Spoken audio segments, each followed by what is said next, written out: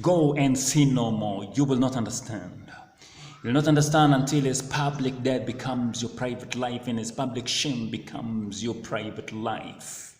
You'll not understand until you have an epiphany and your life passes before your eyes and you realize, lo, I'm not ready to die, not when I'm naked, not when I'm ashamed, not in public scandal like this.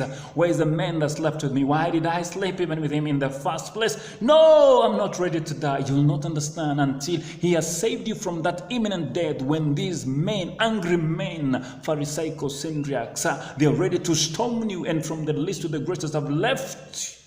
And you're left standing alone with him on the stage of judgment, and he asks you, where are the men that were condemning you? And there is none. And he also says, without an ounce of judgment or exaggeration, I condemn you not, but go and sin no more. You will not understand. Is it possible to go and sin no more? Is it possible for a human being to live without sin? Is it possible to say no and no and no and no, no sin in my life again? Is it possible in this world where we're imperfect? Is it possible that someone can live without sinning again? You'll not understand. You'll not understand until you face the reality of death, and it becomes the moment, that defining moment, a reality check, the moment of reckoning. You'll not understand until you have escaped death by whiskers. You'll not understand.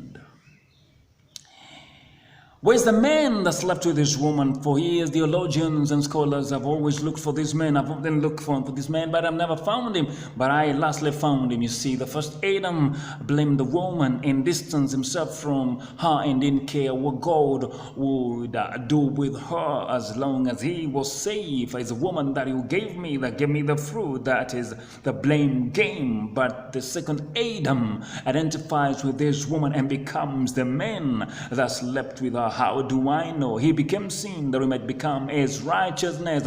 You'll not understand until his public death becomes your private life and his public shame becomes your private name. You'll not understand, you see. The life I live now, I live by faith in the Son of God who loved me and died for me. It's no longer I that lives, but Christ lives in me.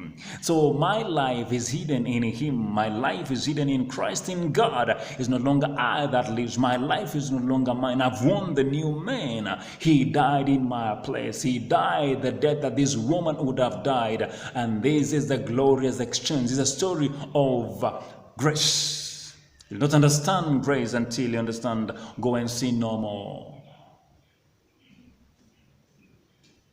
Don't forget to subscribe to my channel and link that button below to enter the Caught in the Act challenge.